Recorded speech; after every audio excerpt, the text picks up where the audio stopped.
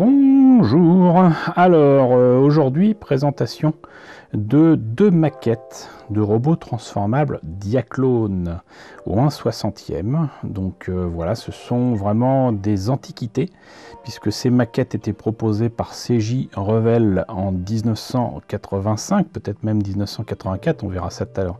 Sur la boîte, j'ai trouvé ces objets sur Vinted, voilà. Le prix avait franchement baissé au début, c'était pas un prix franchement intéressant, mais là je vais pas dire que j'ai eu ça à vil prix, je crois que j'ai eu ça à quoi, peut-être 18 €, ça fait 9 € la maquette, ça fait 9 € la boîte. Et ce qui m'a intéressé essentiellement, c'est bon, pas les maquettes parce qu'elles ont été commencées, elles sont incomplètes, il y en a même une qui a été en partie peinte, j'imagine il y a plus de 30 ans, mais les boîtes sont quand même en très bon état, en relatif bon état, et trouver ces maquettes maintenant c'est très difficile. Je vous avais montré comme ça il y a très longtemps des maquettes Diaclone qui me faisait envie quand j'étais plus jeune, et je m'étais dirigé vers les maquettes Robotech que je trouvais plus facilement soldées. Ces maquettes là de Diaclone, les trouver soldées c'était une gageure, et à chaque fois il y avait ce fameux leaflet, donc cette publicité, ce papier qui montrait d'un côté donc des maquettes Robotech, de l'autre côté des maquettes Diaclone avec ces superbes illustrations, et moi ça me faisait vraiment super envie. Bon, sincèrement là j'ai pris, j'allais dire par nostalgie, mais je sais que de toute façon ces maquettes n'ont rien d'exceptionnel.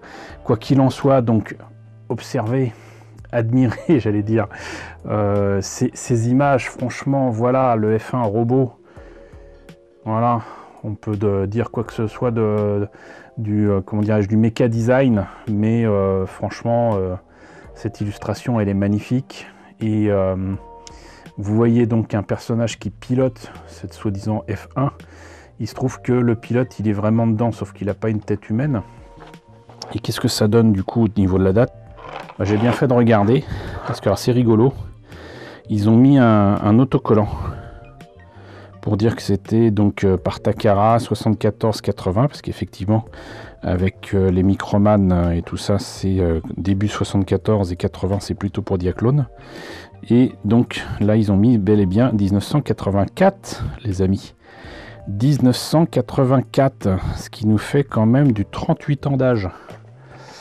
Et de l'autre côté, donc l'autre modèle donc de Drill Robot, et celui qui vole là je pense que je l'ai, mais sans la boîte, j'ai dû le trouver en vide-grenier il y a bien des années, mais je l'ai aussi, ces trucs là existaient en jouet, et je les ai en jouet aussi, qui sont beaucoup plus beaux d'ailleurs, mais voilà, vous voyez quand même l'état de la boîte. Et donc pour Drill Robot pareil, voilà, regardez-moi ça, c'est magnifique. Si c'est pas flou, c'est magnifique. C'est magnifique. Alors évidemment, le modèle terminé n'a rien à voir. Et voyons encore une fois 74 1980 et 1984 par Revel, voilà. Et là, donc par contre, on a d'autres images. Ça, j'avais justement ce micro robot 1 ou 2, je sais plus. 3 peut-être, il y en a 3 en tout cas, pas que 2, mais je l'ai celui-là. Je vous le montrerai peut-être tout à l'heure. Et celui-ci, il me semble que je l'ai en morceaux. Mais pareil, celui-là je l'avais acheté, il m'avait coûté très cher pour l'époque. Mais je tenais absolument à l'avoir parce que leur forme, leur visage me faisait vraiment penser aux Transformers qu'on voyait alors en 85 sur Canal+. Voilà, donc très belle boîte, très beau souvenir, et on va voir justement ce que donnent les objets à l'intérieur. Alors tant que c'est frais dans votre tête, voilà donc le micro robot que je m'étais acheté. Alors je sais sincèrement plus si c'était 1, 2 ou 3, mais je vous mets ici l'image que j'aurais certainement trouvée sur le net qui nous renseignera un petit peu plus sur cette maquette.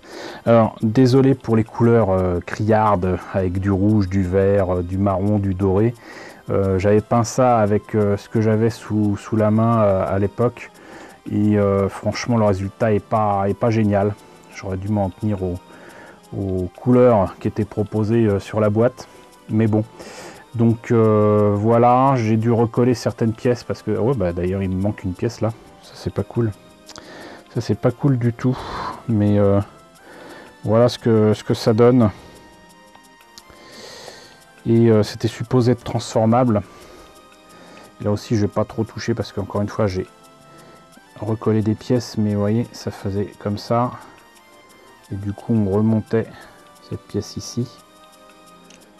Et ça permettait de faire croire que c'était un véhicule à chenilles. Avec une tête qui pouvait percer certainement dans le sol. Voilà, donc ça c'était le micro-robot. Et il a son arme ici. Donc je le rappelle, je l'ai monté et peint il y a 37 ans. 36 ans. Donc ça c'est l'autre micro-robot que j'ai eu bien plus tard en vide-grenier. Et vous voyez qu'il est incomplet. Je ne désespère pas un jour de trouver les pièces manquantes, mais vous voyez que c'est quand même assez limité, hein, voilà, comme intérêt à part, voilà, comment dirais-je, l'envie de posséder ces objets-là il y a très longtemps. Puis en tirer le meilleur, franchement, c'est pas génial. Mais bon, ça avait au moins le mérite d'exister et puis d'être proposé en France. Mais sans plus tarder, voyons maintenant le drill robot. Tiens. Alors je le répète, hein, je les ai eu d'occasion sur Vinted. Mais pour autant, non seulement les boîtes sont en parfait état, mais il y a encore les notices. Et vous voyez donc, en couleur en plus. Bon là par contre, il y a les autocollants qui ont été placés dessus. Mais on voit que c'était quand même assez limité en termes de pièces et même de transformation. Pour autant, il y a quand même un petit moteur avec des roues qui permettent de faire rouler ce robot en mode véhicule.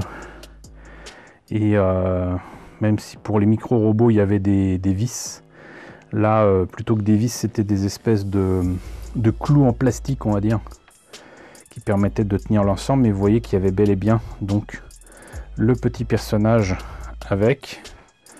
Voilà, donc du coup c'était en morceaux, j'ai tenté de vous le remettre en état et voilà ce que ça donne. C'est pas fabuleux, hein, sincèrement, c'est pas fabuleux, mais par contre c'est beaucoup plus grand que la version jouet. Par contre la version jouet, je pense pas que ce soit creux comme ici, hein.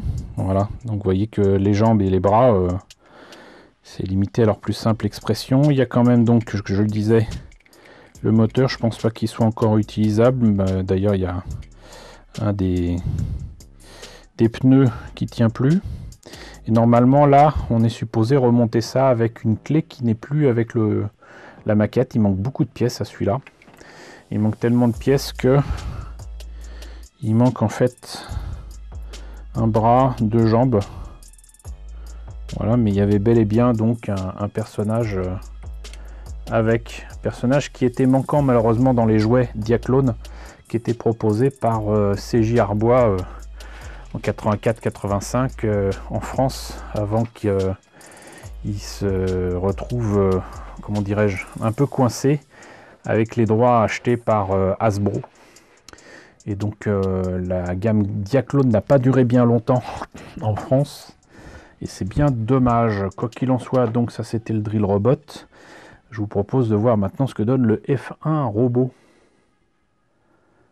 Et je dis F1 robot parce que c'est beaucoup plus sympa que de le dire à l'américaine ou à l'anglaise, F1 robot. Mais donc voilà, hop, pareil, on a la notice. Sensiblement identique, hein, dans la présentation. Et vous voyez pareil, donc un petit moteur et tout, un pilote, c'est supposé se transformer. Et donc voilà, alors celui-là c'était celui qui était un petit peu plus complexe à remonter parce qu'il y a un peu plus de pièces, mais il est cassé. Il est cassé, donc Là, il faudrait que je puisse recoller ça. Je pense que je pourrais le faire, mais pas spécialement là, maintenant. Mais donc, il y a le pilote avec. Voilà, typique des Diaclones. Là où en jouet, c'est en grande partie, même le petit personnage qui est grand comme ça, grand comme l'ongle du pouce, c'est en partie en métal pour les jouets Diaclones. Et on les a pas eu ça en France. Il faut trouver les jouets depuis nos amis italiens pour pouvoir les avoir.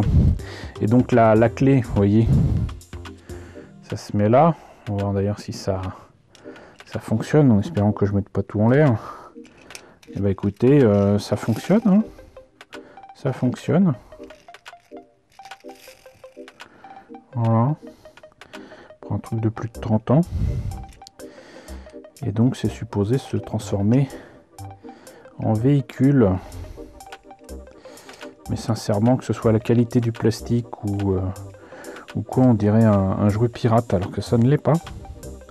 C'est vraiment de l'officiel. De chez Takara, avec les Diaclones, qui donneront plus tard les Transformers. Donc que ce soit dans le monde entier, les États-Unis, la France ou quoi. Je sais plus si c'était dans la collection Transformers, je crois pas. Mais peut-être, je sais plus. Mais en attendant, voilà, moi j'ai là, entre guillemets, réalisé un rêve de môme, même si j'avais déjà 14 ans quand c'est sorti en France. Mais voilà, j'ai enfin ces maquettes Diaclone et j'en suis vraiment très heureux. Voilà, et très heureux de vous les avoir présentés. Voilà, bah écoutez, j'espère que ce voyage dans le passé vous a intéressé, a peut-être réveillé en vous quelques souvenirs. Donc n'hésitez pas à me dire ce que vous en avez pensé dans la section commentaires. N'hésitez pas à liker, n'hésitez pas à partager, ça c'est très important. N'hésitez pas à vous abonner si ce n'est pas déjà le cas. Coucou aux nombreux abonnés qui nous ont rejoints ces derniers temps. Bienvenue ici. Coucou aux grands anciens qui me suivent depuis 6 ans. Merci à tous de votre fidélité. Merci à tous de votre soutien sur Tipeee et sur Paypal. Surtout, prenez soin de vous. Je vous laisse avec la liste des contributeurs de la chaîne et je vous dis à très bientôt pour la présentation, je l'espère, d'autres Diaclones.